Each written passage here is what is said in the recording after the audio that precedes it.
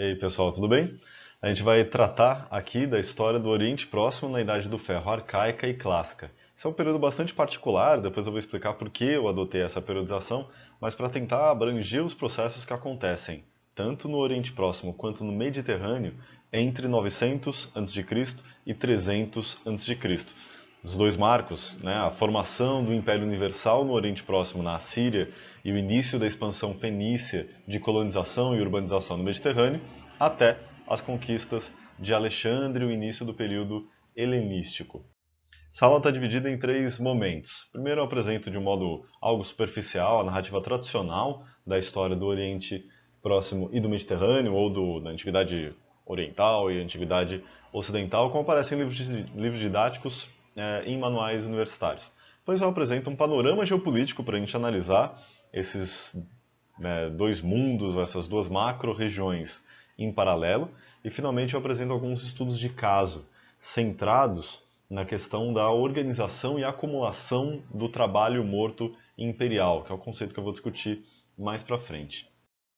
Bom, na narrativa tradicional, né, normalmente esse período ele é um período transicional dentro da macronarrativa europeia ou mesmo eurocêntrica.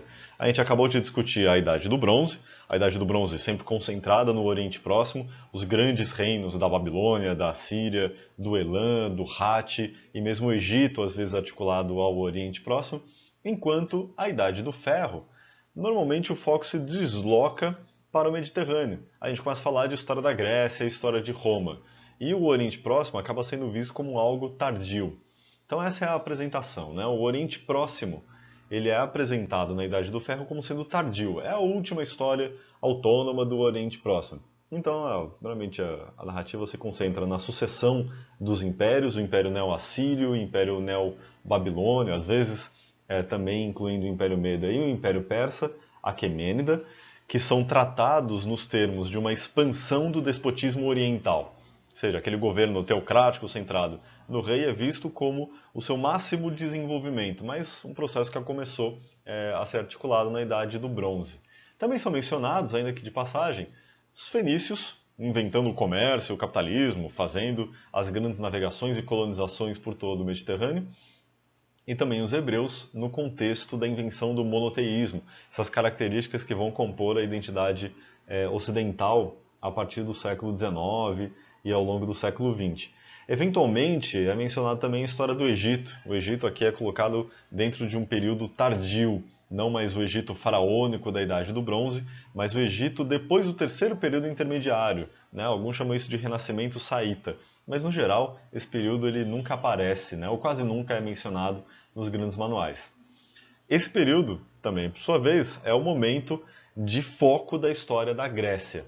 É a formação e o apogeu das cidades gregas. Isso muitas vezes é apresentado em termos de milagre. É o milagre grego, a invenção da razão num contexto de misticismo ou de fanatismo. A invenção da liberdade e da democracia num contexto de despotismo. E também esse período menciona a história da fundação de Roma, a organização das instituições cívicas de Roma e a expansão pela Itália. Ainda que a história de Roma seja mais concentrada no período pós-300 a.C., que é quando Roma começa a conquistar territórios fora da Itália. O que eu quero apresentar para vocês é uma alternativa a essa explicação tradicional. Essa alternativa centrada nas relações paralelas e conectadas dos processos históricos do Oriente Próximo e do Mediterrâneo. Para a organização do vídeo, para o vídeo não ficar muito longo, agora eu vou tratar mais especificamente do Oriente Próximo. Um segundo vídeo, fazendo referência o tempo inteiro a este, vai ser dedicado ao Mediterrâneo. Então aqui um pouco essa visão geral, panorâmica, né? Eu vou apresentar um panorama geopolítico desses processos que são paralelos. Algo que eu estou chamando aqui de uma passagem da disparidade entre o Oriente Próximo e o Mediterrâneo à inversão. Explico. Na Idade do Ferro Arcaica, que eu periodizo aqui a partir de 900 até cerca de 500 a.C., no Oriente Próximo acontece uma acumulação do trabalho morto imperial. As várias tradições de governo, de administração de territórios estrangeiros e populações estrangeiras, de composição de sociedades multiétnicas, que foram acumulados na Idade do Bronze, continuam sendo acumulados e são refinados no contexto da Idade do Ferro.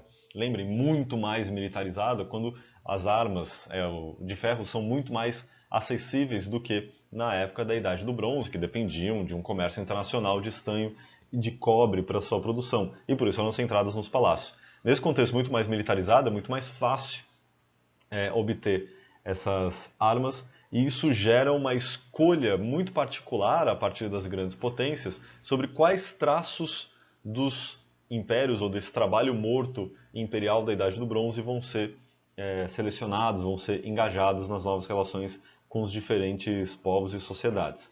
Também é um período de expansão da urbanização e formação das primeiras redes urbanas no Mediterrâneo. Primeiro a partir de uma onda fenícia e depois, de modo paralelo e mais ou menos conectado, um movimento de urbanização centrado no Egeu, principalmente por falantes da língua grega, e na Itália central e setentrional, a partir da cultura vilanova ou cultura etrusca. A partir de por volta de 500 a.C., isso gera um outro contexto que eu estou chamando aqui de Idade do Ferro clássica. No Oriente Próximo, essa longa acumulação do trabalho morto imperial da Idade do Bronze e da Idade do Ferro inicial e arcaica resulta na formação do grande Império Universal Persa-Aquemênida, que vai articular os territórios da Índia até a Trácia, do Cáucaso até o Egito. Ou seja, isso é resultado de alguns séculos de elaboração e experimentação de formas imperiais no Oriente Próximo, centrado em grande medida na região da Mesopotâmia. Para o Mediterrâneo, essas várias ligas ou redes de cidades dão espaço para a formação de ligas e algumas dessas ligas começam a fazer experiências imperiais. É o caso da liga famosa, Liga de Delos, de Atenas, mas também a Liga do Peloponeso. E também a rede de cidades centrada em Cartago. Cartago também começa a experimentar imperialismo no Mediterrâneo Central. Tudo isso, claro, muito conectado à observação dessas sociedades em relação ao Império Persa, cuja expansão, em grande medida, explica por que essas cidades estão experimentando seus impérios. Em uma grande medida, são impérios defensivos para se proteger contra os persas. É claro que isso não simplifica, não elimina a possibilidade de dimensões do fenômeno imperial. Vejamos no mapa.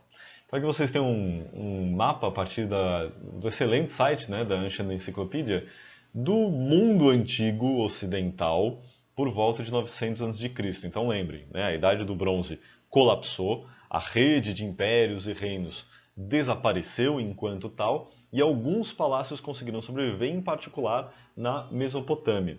Dentre esses palácios se destacam a corte e o reino do Elam, aqui verdinho, com capital em Susa, o reino da Babilônia e o reino da Assíria, em menor escala o reino de Urartu. Novos reinos surgem no início da Idade do Ferro, vários reinos arameus, reino de Israel e Judá, reino da Frígia e reinos da Anatólia. Desses vários palácios, na sua competição, recuperando-se da crise do final da Idade do Bronze e início da Idade do Ferro, o palácio assírio vai se destacar. E isso dá origem ao que os assiriólogos chamam de período neo-assírio. Então reparem aqui com detalhe para essa mancha azul. 100 anos depois, a Assíria aumenta o seu território e vai anexar os territórios da Babilônia e boa parte do deserto da Síria, seguindo o caminho do rio Eufrates. O reino de Urartu também se expande e surge aqui uma nova potência que é a Média, que eu vou falar um pouquinho mais para frente. Mas esse é um período em que os assírios estão crescendo cada vez mais intensamente. 50 anos depois, os assírios mantêm a sua expansão, já se aproximando do Levante, nas margens mediterrânicas aqui do Oriente Próximo. 100 anos depois, a Assíria é incontestavelmente o grande Império Universal. Império Universal não significa que seja o único império ou que eles dominem todo o mundo, mas é a sede do imperador que pode dizer que é o rei dos reis.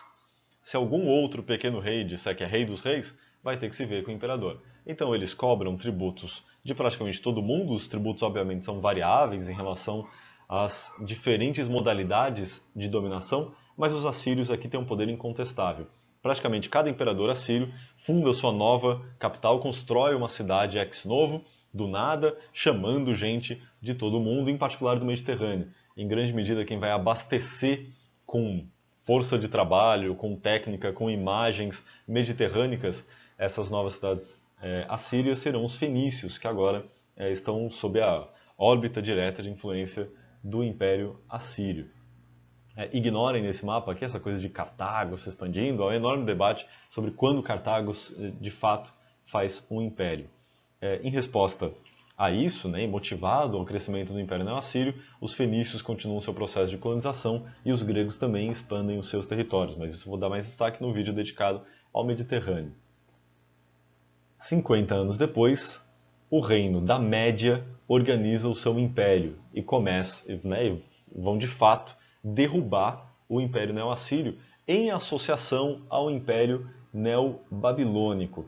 Então o Império Meda e o Império Neo-Babilônico conseguem saquear e destruir Nínive, a capital neo-assíria, acabam com o Império Universal e criam um sistema, aqui que eu estou chamando de sistema imperial dual, em que existem dois grandes imperadores que dividem o cenário geopolítico. Um dos territórios próximos, a Média, a Pérsia, começa aqui a sua expansão, muito influenciada pelas tradições palacianas do Elam, então incorporado ao Império Meda e também sob vassalagem babilônica, e também em relação à Média. 50 anos depois, né, já no início, né, em meados do século VI, a Casa Real Persa consegue se sobrepor ao reino da Média, né, a partir principalmente das grandes conquistas de Ciro o Grande, o fundador, de fato, né, da monarquia da dinastia Aquemênida. E cada vez mais o Império Aquemênida Persa ameaça o mundo neobabilônico. Finalmente Ciro vai conquistar a Babilônia e vai conquistar tudo que tem ao redor, a obra é continuada por seus filhos, e assim se organiza o, de fato, grande Império Universal do Oriente Próximo, que é o Império Persa Aquemênida, se estendendo da Índia até a Península Balcânica, até a região da Trácia, da Macedônia, e do Egito até o Cáucaso. Ou seja, é o grande império. Em resposta a esse grande império, o Mediterrâneo também vai ter as suas transformações. Por volta de 450, a Pérsia Aquemênida ainda é a grande potência. A história dos gregos é bastante agitada, ocorrem conflitos entre Atenas e Esparta, a partir da Liga de Delos e Liga do Peloponeso, e a Macedônia começa a aparecer como uma potência relevante nas disputas entre as cidades gregas. 50 anos depois, Esparta vence Atenas, é a grande hegemonia sobre a Grécia, e a Macedônia continua crescendo.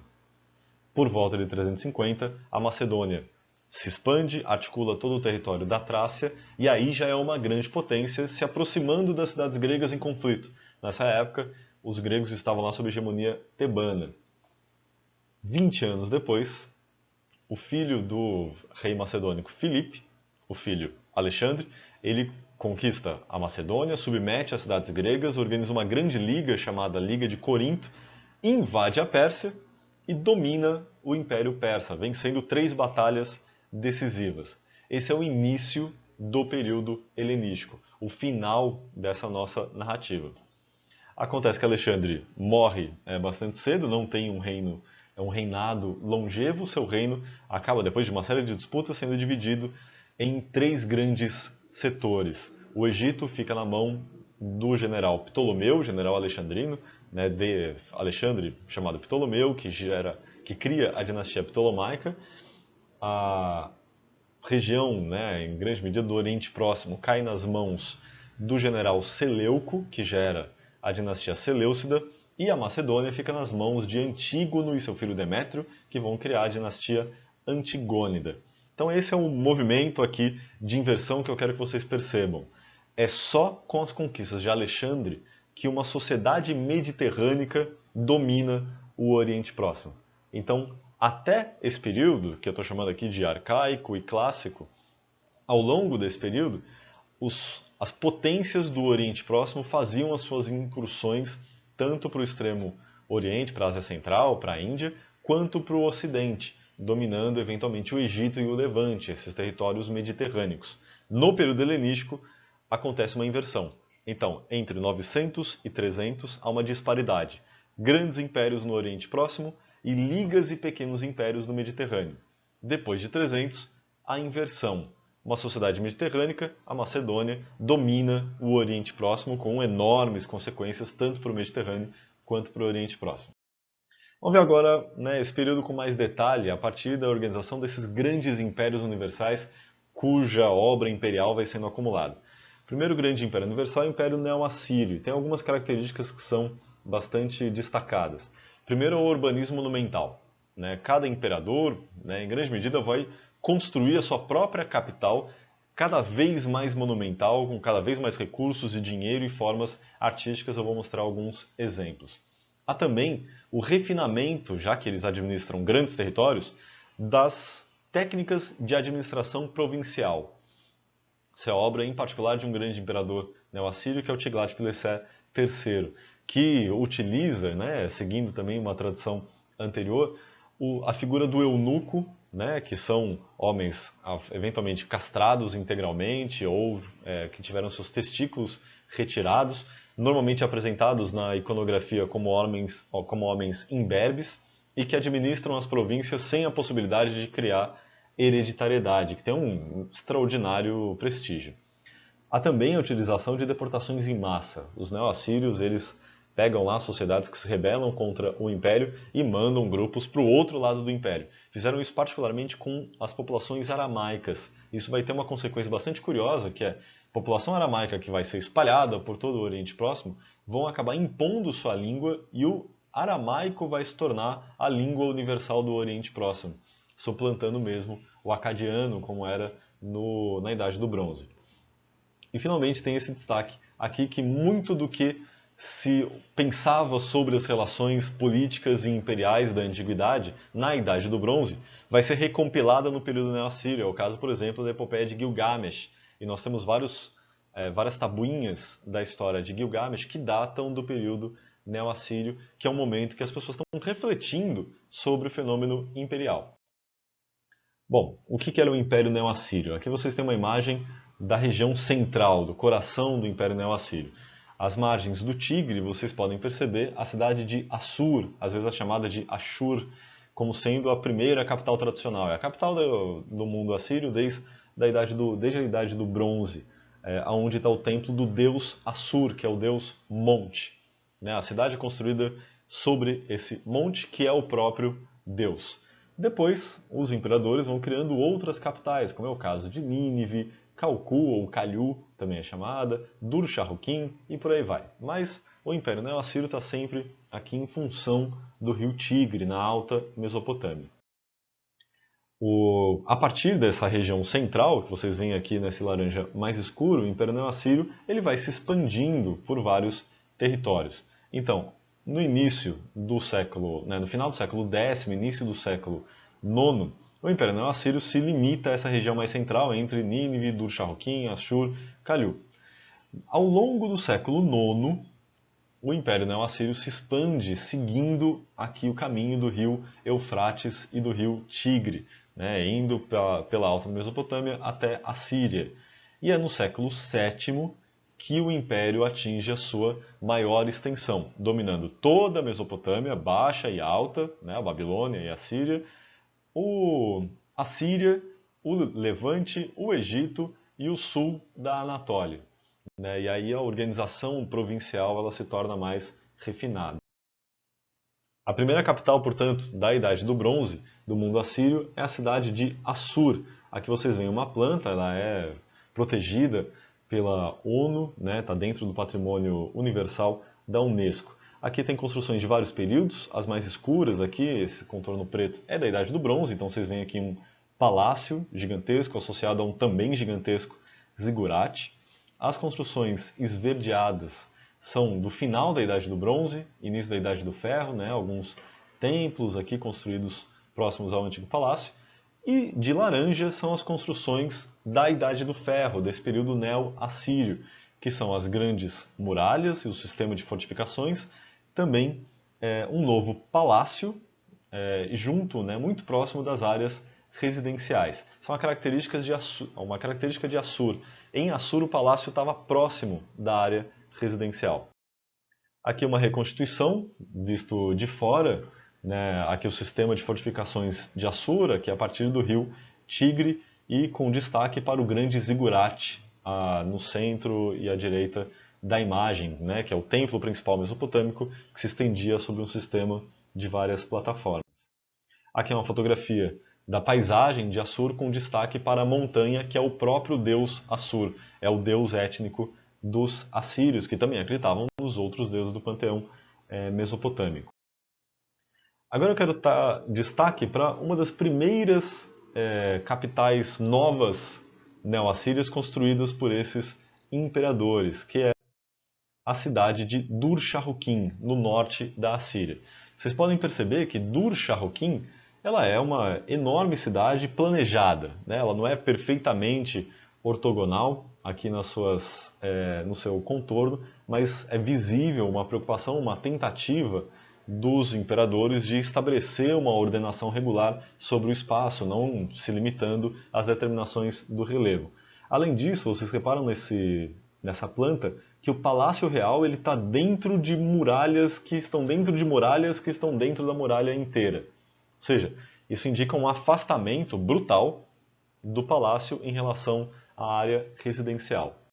Com mais detalhe, vocês podem perceber que aqui tem um grande palácio de Sargão, o fundador de Dur-Sharrukin, e dentro do contexto ou do complexo palaciano que a gente encontra um zigurate, né? O que indica a submissão da estrutura sacerdotal à própria figura do imperador e o seu complexo palaciano. Aqui é uma reconstituição, é uma proposta de reconstituição do complexo palaciano de Dur-Sharrukin, na época de Sargão, com o zigurate destacado aqui em altura, mas integrado ao grande complexo. Nas várias entradas monumentais havia essas figuras do Lamassu, que são esses seres que são parte touro, parte humanos, e também tem asas que mostram o poder do Império Assírio, indicando as passagens entre a área externa e interna dos seus edifícios. Aqui dois exemplos de Lamassu, que estão, se eu não me engano, no Instituto Oriental de Chicago. E aqui um outro exemplo, né, como os relevos eles vão sendo esculpidos para indicar tanto a entrega de oferendas e tributos para o imperador, quanto o poder do próprio império na figura desse grande ser mítico, o Lamassu, com a barba assíria típica e o seu corpo híbrido. Passamos agora para uma grande capital do século VII a.C., que é Nínive, e vai ser a última capital neo-assíria que acabará sendo dominada por medos e por babilônios. Tem até uma discussão sobre a permanência do poder neo-assírio em outras cidades, mas isso também é ainda é uma questão aberta na bibliografia. Então Nínive está próxima do rio Tigre, ela é uma cidade ocupada desde a Idade do Bronze, mas que vai ser monumentalizada no século VII a.C. A gente conhece bastante Nínive pelas escavações do seu palácio.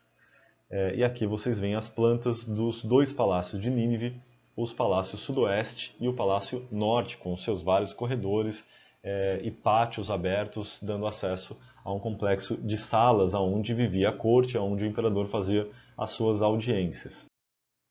O que se destaca bastante no Palácio de Nínive são os relevos esculpidos, em particular um conjunto de relevos esculpidos nas paredes do palácio, que são os relevos associados à caça ritual aos leões, possivelmente feitos essas caças dentro do território de Nínive.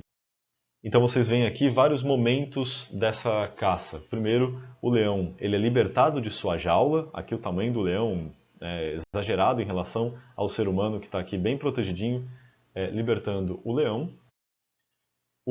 A caça ao leão pelo imperador e pelo seu exército, a partir dos cavalos. E aqui é representado o próprio imperador enfiando a lança na boca do leão.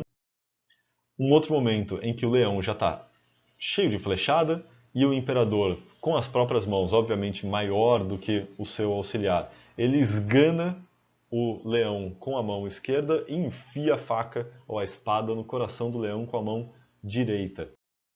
Isso faz com que os leoas morram, e daí você tem essa cena muito particular, que é uma característica muito interessante da arte neo-assíria.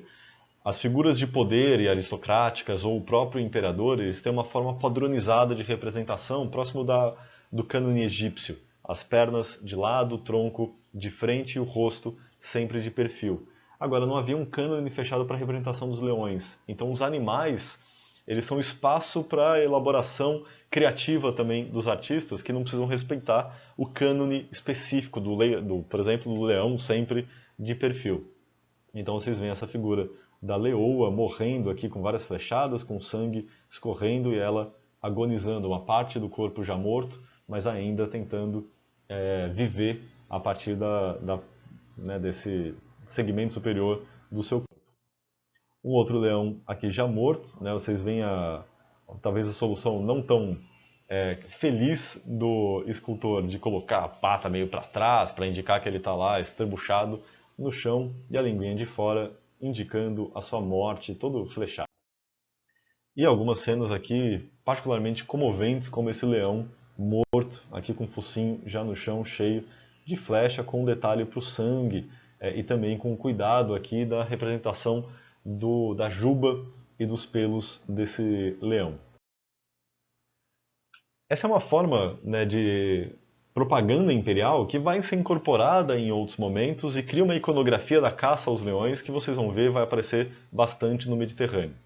O fato é que o Império Neo-Assírio ele se estendeu, dominou todo mundo, mas por volta entre 612 e 609 a.C., ele não vai conseguir sobreviver aos ataques à sua capital, Nínive, e perde poder sobre esses amplos territórios. Há um enorme debate sobre os motivos do colapso do Império Neo-Assírio, se esse colapso foi motivado por uma crise climática, há evidências de que o clima se tornou mais seco, o que gera consequências brutais para a agricultura da Alta Mesopotâmia. Há quem defenda um desenvolvimento militar dos inimigos, né, e o Império Neo-Assírio não foi capaz de absorver essas inovações, acabou sendo sobrepujado, mas o fato é que no final do século VII a.C., o Império Neo-Assírio cai e dois novos impérios se articulam, justamente os dois impérios que se rebelaram contra o domínio neo-assírio. É o Império Neo-Babilônio, centrado na Babilônia, e o Império Meda, centrado na Média. O que esse sistema imperial dual vai promover para esse contexto? Primeiro, é a organização de duas tradições diferentes. A tradição imperial mesopotâmica, centrada no apoio da religião, organizada por um corpo sacerdotal muito sólido dentro dos grandes templos, em particular da Babilônia, sendo lá o templo de Marduk a grande referência para a religiosidade mesopotâmica e mesmo para a legitimação imperial, e tradições iranianas. Há enorme debate sobre as origens dessa população, os Medas, ou também chamados de Medos. Possivelmente são populações seminômades do Irã, do Planalto iraniano, que se aproximam da Mesopotâmia e desenvolvem formas de sociedade de corte em função do exemplo neo-assírio, mas ainda mantém tradições diplomáticas de negociação com várias comunidades que são típicas dos povos nômades e seminômades das estepes, onde é um contexto em que a ordem geopolítica muda constantemente, dado tanto o movimento das populações quanto o contexto extremamente militarizado dessas chefias locais, que demandam uma habilidade diplomática muito particular. Na Babilônia, acontece uma expansão do espaço urbano e o reforço de uma cultura política centrada no culto dos deuses tradicionais. Enquanto a Média organiza uma primeira urbanização na Idade do Ferro, no mundo iraniano ocidental em particular, mas articula formas de religiosidade iraniana, em particular o culto do fogo, o que vai ser importante para o período posterior na organização do chamado zoroastrismo iraniano. E aqui eu vou dar mais um exemplo também de uma área periférica em relação ao Império Neobabilônico, que é o Reino de Israel, o Reino de Judá, e como que isso vai afetar a compreensão de mundo dessa população. Bom, aqui é o mapa do Império Neobabilônico na sua extensão máxima. Vocês podem ver que, diferente do Império Neo-Assírio, eles não conseguem dominar o Egito, não avançam muito ao norte, na Anatólia, mas, por outro lado, eles conseguem avançar no deserto árabe. Então, eles dominam toda essa região da Mesopotâmia, Síria, Levante e o início do deserto árabe. A capital do Império Neobabilônico era, obviamente, a Babilônia, que passa por um processo de crescimento espacial e urbano muito intensificado e com a monumentalização de alguns territórios ou de algumas áreas do espaço urbano. Em particular, da chamada Porta de Ishtar, que vocês veem aqui hoje, se não me engano, no British Museum ou no Museu do Louvre.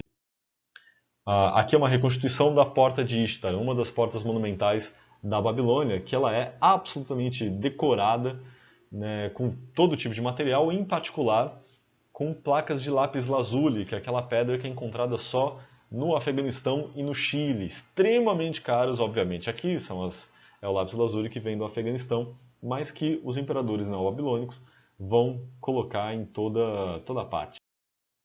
Um detalhe da Porta de Ishtar é a área já entrando no espaço propriamente da porta, que tem uma inscrição indicando o processo de construção desse monumento associado ao imperador. Eu vou ler aqui o comecinho dessa inscrição que foi redigida em cuneiforme. Nebucadnezzar, rei da Babilônia, o pio príncipe apontado pela vontade de Marduk, o mais alto príncipe sacerdotal, amado de Nabu, de prudente deliberação, que aprendeu a incorporar a sabedoria, que compreendeu seus divinos seres e presta reverência às suas majestades, o governante incansável, que sempre tem no coração o cuidado do culto do Esagila e Esida e está constantemente atento ao bem-estar da Babilônia e de Borsippa, cidade próxima da Babilônia. O sábio, o humilde, o zelador do Esagila e Esida, o primogênito filho de Nabopolassar, o rei da Babilônia, eu sou. Então aqui, Nebucadnezzar se apresentando, né, para aquele que entra na Babilônia, explicando a própria construção da Porta de Ishtar e se apresentando como o representante de Marduk na Terra, tendo com Marduk as suas características próprias de sabedoria política.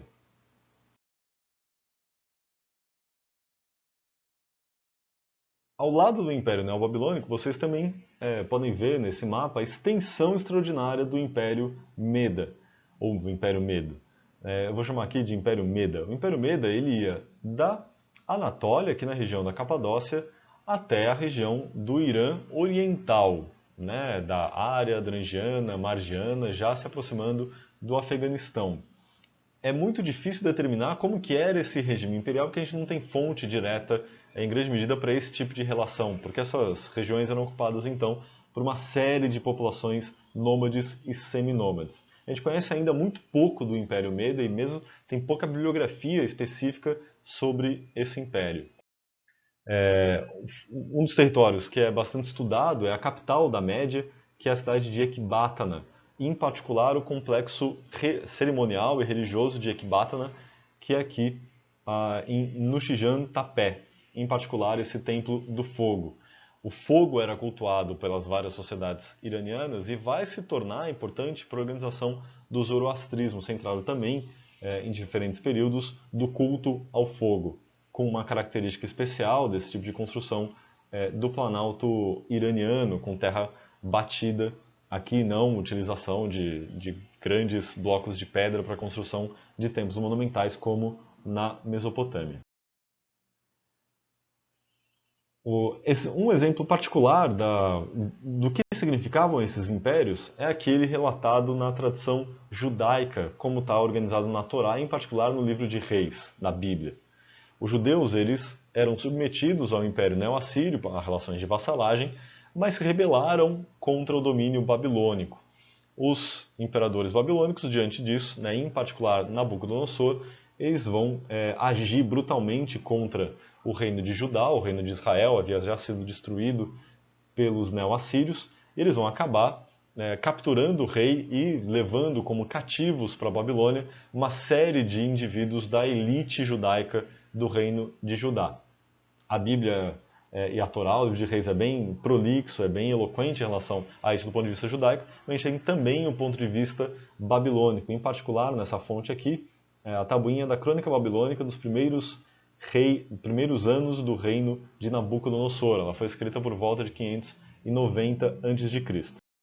Diz o texto: no 6º ano do reino de Nabucodonosor, no mês de Kislemonote, o rei de Acade, ou seja, o imperador neobabilônio, reuniu seu exército e marchou para a terra do Hat, Anatólia.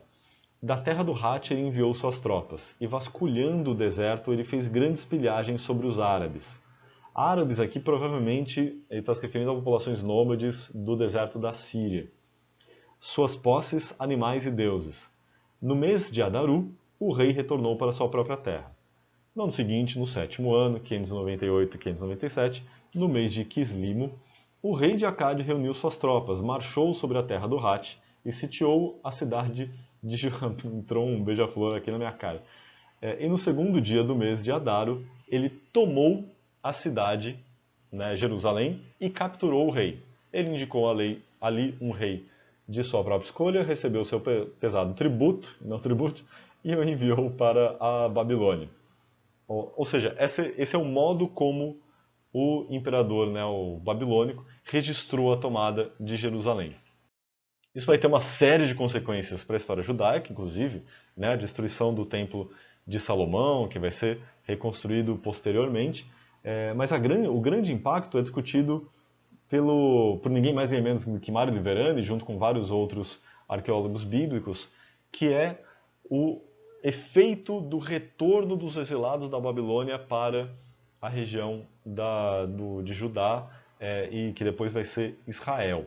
Ou seja, esses exilados, os cativos, eles vão para a Babilônia. Provavelmente é nesse contexto que se organiza a história da Torre de Babel, dessa experiência de cativeiro no século VI antes de Cristo. E quando eles retornam, eles organizam as tradições judaicas a partir de livros e de traduções que eram copiadas ao longo dos séculos. É nesse contexto que se forma a Torá, ou grande parte do Antigo Testamento. Então há todo o debate se os livros do Gênesis, se a figura de Moisés realmente existiu e é possível ser datada de séculos anteriores, mas o consenso hoje é que essas histórias elas fazem muito sentido em função da experiência dos cativos judeus na Babilônia. E é provavelmente nesse momento que se organiza e se impõe a crença num Deus único, e todos os outros deuses seriam falsos. Há evidência arqueológica que aponta para a prática politeísta no território da Palestina e de Israel antes do século VI a.C. Isso desaparece depois do século VI a.C., em que essa comunidade vai ser governada a partir do grupo sacerdotal, centrado no templo inexistente de Jerusalém. Então, a partir dessa lógica que possivelmente se organizou o chamado monoteísmo ético e a própria crença monoteísta, que não é possivelmente desde sempre, desde Abraão, na Mesopotâmia, na Idade do Bronze, mas é uma criação posterior na história ligada a essa experiência do retorno dos exilados judeus na Babilônia. Então recomendo a leitura para todo mundo desse belíssimo livro que é o Para Além da Bíblia, do Mário Liverani, foi publicado em italiano em 2003 e tem uma tradução recente para o português. Passamos agora para a terceira fase, que é quando o Império Persa-Aquemênida se organiza, conquista o Império Meda, conquista a Babilônia e conquista todo mundo. Em grande medida, o Império Persa ele sintetiza as tradições mesopotâmicas de corte e vinculação à religião com as tradições iranianas medas da diplomacia múltipla e fluida e dinâmica com as várias comunidades nômades e semi-nômades. Tem um traço persa muito particular que é o processo de glocalização.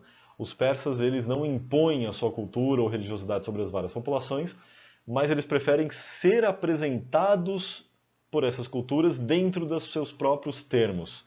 Assim, na Babilônia, Ciro vai ser o enviado de Marduk. Em Israel, Ciro vai ser o enviado de Iavé. Para os gregos, Ciro vai ser um descendente de Perseu, e por isso eles se chamam persas. Ou seja, cada cultura interpreta o significado do Império Persa, e o Império Persa está muito bem com isso, tendo uma religião e uma ideologia e uma cultura própria, centrada no zoroastrismo, né, no culto ao fogo, o próprio disco solar alado, sendo essa a grande figura de referência da iconografia persa, mas eles, né, dão espaço para as culturas dominadas representarem o império como eles bem entenderem. É um império extraordinário, vai da Índia à Trácia, do Cáucaso ao Egito, incorpora todo o Oriente Próximo e parte do Mediterrâneo, tem uma grande diversidade nas periferias. Aqui eu vou dar o caso da Lícia, que está lá na fronteira entre o mundo persa e o mundo egeu, das cidades gregas. E depois, né, tem essa grande questão de como um enorme império acabou sendo derrubado em 3 batalhas por um aventureiro da Macedônia. Bom, essa é a maior extensão do Império Persa, quando ele vai conquistar todo o Egito. Não é só o Vale do Nilo, conquista também a região da Líbia, da Cirenaica, toda a Anatólia, toda a Mesopotâmia, parte do Cáucaso, todo o Planalto iraniano, o Afeganistão, o Tajiquistão e a fronteira aqui com a Índia e a atual Paquistão. Então é algo absolutamente fascinante. Uma das fontes mais interessantes para a história do Império Persa é o chamado Cilindro de Ciro. É um documento produzido na Babilônia, no final do século VI. A Babilônia é conquistada por Ciro o Grande, persa, em 539. E os próprios sacerdotes babilônicos vão representar essa história nos seus próprios termos. É o exemplo da localização que eu mencionei para vocês. Então tem um cilindro cuneiforme com o seguinte texto. Uma imitação do Ezanguil ele fez. Ezanguil é o próprio Zigurate de Marduk. Para Ur e os outros templos.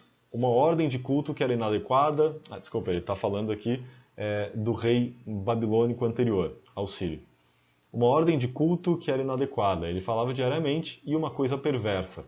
Ele parou com as oferendas regulares, ele colocou nos templos. O culto a Marduk, rei dos deuses, ele tirou de sua mente. Ele repetidamente fazia aquilo que era ruim para a sua cidade. Diariamente ele destruía todos os seus súditos com um jugo interminável. Em resposta ao lamento deles, o Enlil dos deuses ficou muito furioso. Alguma coisa no seu território. Os deuses que habitavam dentro deles deixaram sua morada dentro dos santuários. Apesar de sua ira, ele os trouxe à Babilônia. Marduk, a todos os lugares, cujas moradias estavam em ruínas, e para os habitantes de Sumer e Akkad, que se tornaram como que cadáveres, ele mudou de ideia e se tornou misericordioso.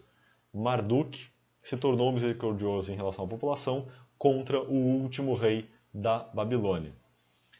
Ele procurou por todos os países e examinou-os. Ele procurou por um governante justo que fosse adequado ao seu coração.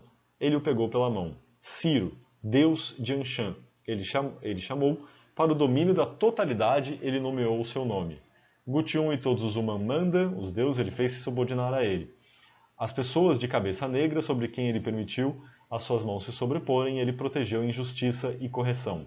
Marduk, o grande senhor, que se importa com seu povo, olhou com prazer os seus bons atos e seu coração correto.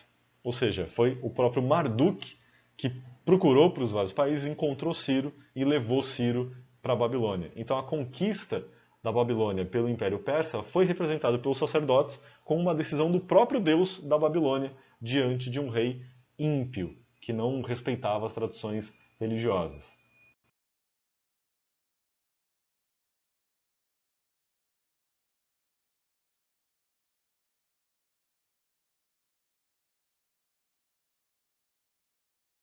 A grande capital persa vai ser a cidade de Persépolis. Não era a única capital. O Império Persa tinha 4 capitais e os imperadores visitavam com sua corte essas 4 capitais nos diferentes momentos do ano. Mas a localizada na província matriz da Pérsia é a cidade de Persépolis. Como vocês podem ver, diferente da tradição mesopotâmica, tem uma preocupação ortogonal aqui clara. Vários edifícios monumentais, né, aqui são de diferentes épocas, que vão se adicionando ao espaço, deixando poucos espaços vazios. Mas todos esses edifícios são absolutamente gigantescos, enormes, são mares de colunas, tem salas com 100 colunas, em geral são colunas, edifícios hipostilos, as colunas dentro dos complexos arquitetônicos, que tem eventualmente lá os seus pátios, as suas áreas abertas, mas é um espaço relativamente compacto. Aqui vocês veem a planta de Persépolis, com as cores indicando, né, eventualmente até a sucessão dos vários edifícios, né, com xerxes que Persépolis se torna a grande capital. E eu quero dar destaque aqui para um edifício em particular, que é o vermelho, aqui nessa planta, que é o Apadana, possivelmente uma sala do trono ou sala das audiências do Império Persa. Aqui vocês veem com detalhe a escadaria de acesso ao Apadana, né, essa parte aqui no leste, né, na face oriental do edifício, que tem uma série de relevos escultóricos, seguindo a tradição Neo-Assíria. Esses relevos eles representam as várias populações submetidas ao Império Persa. Aqui vocês veem um segmento, né, o segmento setentrional desse mural, com vários indivíduos levando oferendas ou próprios soldados do Império Persa. Por exemplo, vocês têm aqui esses indivíduos com essa espécie de touca que vai até o queixo, que é a representação dos medos, levando aqui vasos, armamentos, todo tipo de produto. Abaixo, vocês veem figuras totalmente diferentes, com um chapéu diferente, cabelo diferente, levando produtos diferentes, além de animais, que são os armênios, né, do sul do Cáucaso e Anatólia. Aqui, levando, eu acho que isso aqui é um carneiro, são sírios, também com cabelo, também com cobertura da cabeça diferente, né, na parte de cima. Na parte de baixo, vocês veem báctrios levando os camelos da Báctria lá para a Mesopotâmia. A Báctria ficava no atual Afeganistão, no território onde hoje é o Afeganistão. Aqui vocês também percebem gregos com uma representação particular do seu manto, né, dessas túnicas, as imátia e gregas, levando aqui potes possivelmente de metais, ao lado de Sakai, populações nômades que habitam a Ásia Central e também parte delas, pelo menos, estão submetidas ao Império Persa, com a representação também particular do seu gorro, dos seus chapéus, do seu saiote, e aqui os dois Sakai andando de mãos dadas. Finalmente, representações dos núbios, né, indica pelo cabelo, por algumas características faciais da região do Saara, né, do sul ao sul do Egito, e também de indianos, levando aqui provavelmente um burro e machados ao imperador persa. Ou seja, o império ele era essa soma de vários territórios e várias populações e monumentalizava isso na sua capital. Um desses povos submetidos eram os Yanuá, que a gente entende são jônios, um dos nomes usados pelas populações falantes de grego. Os jônios eventualmente vão entrar em conflito com o Império Persa, que tenta anexar sem sucesso o Mar Egeu entre 494 e 479, é o período das chamadas Guerras Médicas. A gente normalmente situa essas guerras dentro desse contexto espacial, do próprio Mar Egeu. A gente tem que lembrar que o Mar Egeu era só uma periferia do Império Persa. Isso permitiu com que a derrota que os persas sofreram na mão da coalizão de cidades gregas, lideradas por Esparta e, em segundo lugar, por Atenas, ignorasse completamente, ou fossem ignoradas na iconografia persa. Isso não foi um grande problema para a construção da memória persa. Isso é visível, por exemplo, nessa famosa inscrição, que é a chamada inscrição dos Daivas, que é atribuída a Xerxes, né, o segundo imperador que tentou anexar o Mar Egeu e que foi derrotado na Batalha de Salamina e na Batalha de Plateia, na Grécia. É uma inscrição trilingüe, escrita em persa antigo, em elamita e em acádio, que foi instituída na própria Persépolis, e que diz: um grande Deus é Ahura Mazda, que criou a terra, que criou o céu, que criou o homem, que criou felicidade para o homem, que fez de Xerxes rei, um rei de muitos, um senhor de muitos. Aqui reforçando isso, né, que vai se organizar como zoroastrismo, culto nesse Deus que é o princípio do bem e da ordem, que é Ahura Mazda contra o caos de Ahriman. Eu sou Xerxes, o grande rei, rei dos deuses, rei de países, de muitos tipos de homens, rei desta grande terra distante e ampla, filho do rei Dario, um Aquemênida, um persa, filho de um persa, um ariano, de ascendência ariana. O rei Xerxes diz: pela graça de Ahura Mazda, estes são os territórios dos quais, além da Pérsia, sou rei. Eu exerço domínio sobre eles. Eles me trazem tributo. O que é dito a eles por mim, eles praticam. Minha lei os mantém. Média, Elã, Aracósia, Armênia, Drangiana, Pártia, Ária. Estão vendo o beija-flor piano? Meu Deus, que escândalo. Bebe, meu filho. Oh. Ele está só piando para o bebedouro. Báctria, Sogdia ou Sogdiana, Corásmia, Babilônia, Assíria, Satagídia, Lídia, Egito, Iânua ou a Jônia, aqueles que habitam este lado do mar e aqueles que habitam além do mar, ele está falando dos gregos, que habitam a Ásia Menor, na Anatólia, né, próximo da costa da Anatólia, e os das cidades gregas do continente grego, né, jônios daqui e do lado de cá e do lado de lá do mar. Homens de Maca, Arábia, Gândara, Índia, Capadócia, os da Haus, os citas que bebem raoma, os citas que usam gorros pontiagudos, Trácia, os homens de Acalfácia, líbios, cários e núbios. Aqui ele está falando de populações que vão da Índia até o Egito e a Macedônia, e a Trácia. O rei Xerxes diz: quando eu me tornei rei, existia um destes territórios que estava em rebelião. Ahura Mazda me trouxe ajuda. Pela graça de Ahura Mazda, eu esmaguei este território e o coloquei no lugar. Há um enorme debate para definir qual é a identidade desse território. Ele está mencionando os gregos, que se rebelaram, ele conseguiu acabar com a rebelião, mas acabou sendo derrotado e inclusive perdeu alguns territórios. O fato é que ele afirmar que venceu um povo, ninguém vai contestar, porque o Império Persa é o centro do mundo aqui, ele é o rei dos reis. Os gregos, nenhuma cidade grega tem capacidade de se sobrepor ao poder do Império Persa. Conseguiram resistir ao Império Persa, mas eles não tomaram o lugar do Império Persa, que continuou sendo o Império Universal. E entre esses territórios havia um lugar onde antigamente daivas eram cultuados, ou espíritos ou demônios, esses daivas. Pela graça de Ahura Mazda, eu destruí o santuário dos daivas e eu proclamei: os daivas não devem ser cultuados. Onde antigamente os daivas eram cultuados, eu cultuei Ahura Mazda no tempo correto e da maneira correta. E havia outros assuntos que eram mal executados. Isto eu corrigi. Isto que eu fiz, tudo que eu fiz pela graça de Ahura Mazda. Ahura Mazda me trouxe ajuda até que eu completasse a tarefa. Vocês que podem estar vivos, se vocês pensarem que eu possa ser feliz quando vivo e abençoado quando morto, tenham respeito pela lei de Ahura Mazda, que Ahura Mazda instituiu. Cultue Ahura Mazda no tempo correto e da maneira correta. O homem que tem respeito pelas leis instituídas por Ahura Mazda e que cultua Ahura Mazda no tempo correto e da maneira correta, ele se torna feliz quando vivo e abençoado quando morto. O rei Xerxes diz: que Ahura Mazda proteja-me do mal e minha casa e esta terra. Isto eu suplico a Ahura Mazda. Isto Ahura Mazda me dá. Vocês podem estar pensando: bom, mas, Fábio, você não falou que os Xerxes não impunham, que os persas não impunham a religiosidade deles sobre os povos dominados? De fato, eles não impunham, mas essa inscrição, ela está localizada na Pérsia, ou seja, são persas falando para persas, e aqui eles representam como os enviados, como submissos ao deus étnico Ahura Mazda. Dá um exemplo aqui de uma periferia do Império Persa que vai estar numa situação bastante particular no final do século V e século IV, que é a cidade de Xanthos, ou Xanthos, na Lícia. Os lícios, havia um reino autônomo lá que foi dominado pelo Império Persa, mas tinha uma língua própria e estava em contato constante com as populações do Mar Egeu.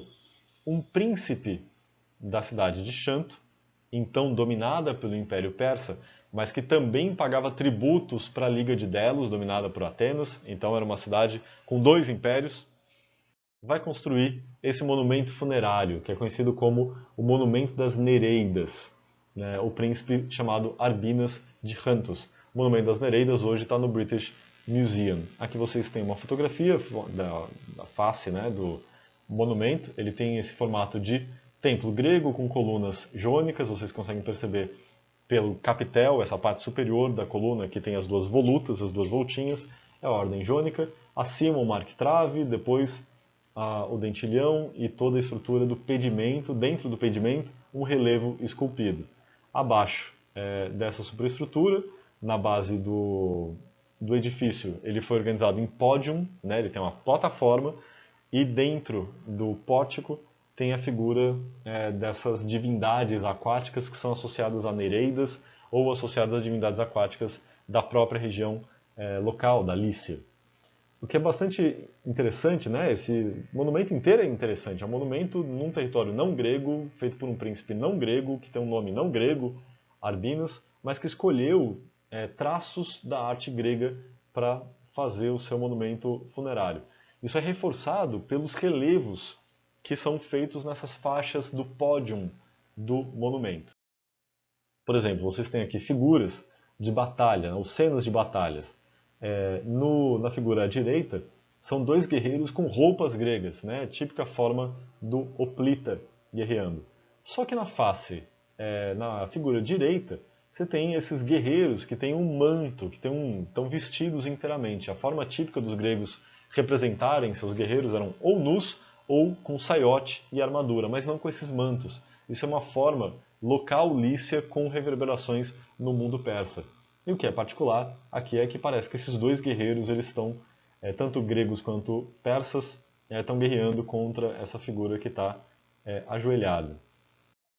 Essa ambiguidade entre se há oposição entre gregos e bárbaros ou persas ou há continuidade é reforçada em outras cenas, em particular dessa figura à esquerda, que tem possivelmente o próprio príncipe Arbinos, com um barrete frígio, com esse gorro, né, com a pontinha para cima, que é um símbolo persa, que vai ser associada à figura de Mitra, esse deus iraniano que também vai ser cultuado no Mediterrâneo. E ele recebe aqui em audiência duas pessoas, né, com roupa grega, com a figura típica do filósofo, né, o barbudo com o seu manto. Na figura à direita, existe aqui um indivíduo vestido à moda persa, sendo servido por o indivíduo à esquerda, à moda grega, e o indivíduo à direita, à moda persa. Então isso indica uma espécie de convivência, tanto de subordinação dos gregos, quanto de convivência entre gregos e persas subordinados a uma figura central. Ou seja, a Lícia é um desses pontos de encontro das tradições persas, visíveis no vestuário, né, nessa prática de colocar uma espécie de sombrinha sobre a cabeça da figura de poder, e tradições gregas na escolha dos estilos iconográficos usados para representar as figuras humanas e os objetos, mas também o próprio complexo arquitetônico. Finalmente, em 334 Alexandre invade a Pérsia, começa uma série de campanhas, né, indo primeiro pela Anatólia, depois descendo o Levante, vai para o Egito, volta para o Levante, segue a Mesopotâmia e depois vai até a Índia, até o Afeganistão, vencendo algumas batalhas absolutamente decisivas, como em Sardes, Galgamela, Issus e por aí vai. Como que o enorme Império Persa foi derrubado por um reino periférico da Macedônia? Essa é uma questão que agitou a historiografia. Um livro que sintetiza os debates e dá uma solução bem interessante, que infelizmente ainda não tem a tradução para o português, tem o original em francês, que é o Histoire de l'Empire Perse, de Cyrus Alexandre, e a tradução para o inglês, desse estudioso, arqueólogo e classicista e também assiriólogo francês, que é o Pierre Briand. Pierre Briand, ele apresenta o debate nesse livro e ele fala, olha, normalmente a historiografia explicou o fim do Império Persa nas mãos de Alexandre, dos gregos e macedônios, em função da inferioridade persa. Eles eram femininos, eles eram frágeis, eles não tinham o vigor e o espírito grego para a guerra. Então era só alguém forte e macho o suficiente invadir o Império Persa que dominava. É uma visão bastante racista e misógina. E uma outra interpretação, mais de ordem liberal, né, do liberalismo econômico na economia política, é a de que o Império Persa era um império tributário que não incentivava a produtividade ou a produção, e o tributo necessariamente leva à estagnação. Muito Estado, muito tributo acaba com o dinamismo da economia. Então o Império Persa entrou em crise e Alexandre aproveitou pessoas que não queriam pagar mais tributo e não aguentavam mais a crise econômica e o elegeram como seu grande representante. Essa visão também é problemática, porque está baseada no princípio de que tributo não gera produção e mais, que o tributo coletado ele não volta para a sociedade na forma de todo tipo de processo de circulação. No caso persa, os imperadores persas recebiam presentes e redistribuíam esses presentes para manter as suas relações diplomáticas. Então não era apenas um caminho de mão única da tributação, mas isso estruturava o império e eles também, com excedente, geravam um sistema de estradas, criaram um sistema de correio e fizeram propriamente um Estado naquele território que gerou o crescimento econômico. Então essa ideia de que Estado forte e tributação é contra a economia é uma ideia que não funciona nem para o liberalismo hoje em dia, né? Só tem uma crise econômica que vai todo mundo correr atrás do dinheiro do Estado e muito menos para a antiguidade. O Pierre Briand, que também não é marxista, é francês, né? Muito adepto do Brodel, e o livro dele lembra muito a obra brodeliana, ele vai propor que o segredo do fim do Império Persa estava no próprio sucesso. O Império Persa estava baseado numa rede de alianças, mas a dominação era bastante superficial. Tinha territórios que os persas simplesmente não dominavam. Né? Entre Ecbátana, na Média, e Persépolis, na Pérsia, eles tinham que passar por uma cadeia montanhosa que tinham populações que o próprio imperador persa tinha que pagar tributo. O que o chefe daquela montanha não fazia era dizer que era rei dos reis. Isso só os persas faziam. E se o chefe falasse, aí o império inteiro ia para cima dele. Mas o Império Persa não dominava aquela montanha e pagava tributo para poder passar. Ou seja, era um império frágil, como o Marcelo Rede defende no texto sobre violência da imagem e imagens da violência no mundo neo-assírio, em termos de império flácido ou império em rede, esse império que se estabelece sobre alguns pontos de apoio, mas ele não domina inteiramente a sociedade. Não tem nada como o Estado Nacional contemporâneo, em que as pessoas, para fazer qualquer coisa, para arrumar um emprego, para comprar terreno, para fazer qualquer coisa, eu tenho que passar por uma instituição estatal. Não tinha nada parecido com isso. O Império Persa era uma casa dinástica que mantinha uma posição superior sobre os outros poderes. Isso durou até que aparecesse alguém com uma inovação militar. E quem fez isso foi Alexandre a Macedônia, incorporando técnicas de guerra mediterrânicas, em particular a guerra hoplítica, e partindo para cima do Império Persa. Quando eles venceram a primeira batalha, os persas ficaram preocupados, mas não era lá um grande alarde, foram para cima da Macedônia. E os vários reinos submetidos à Pérsia ficaram olhando. Quando Alexandre venceu a segunda batalha, aí começa uma onda de mudança de lado. Os vários reis submetidos ao rei dos reis, persa, agora passam a apoiar Alexandre. A terceira batalha, Alexandre já tinha boa parte do império na mão e detonou o poder persa. Ou seja, era um império baseado na violência e na presunção de superioridade. Era importante que, se alguém questionasse isso, o império vencesse. O império conseguiu vencer ao longo de 200 anos. Em 330, finalmente perdeu.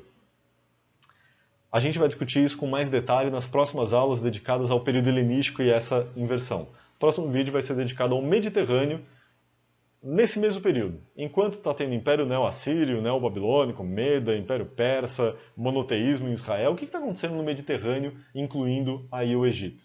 Isso é o que eu vou tratar no próximo vídeo e a gente se encontra na aula também. Até mais, pessoal.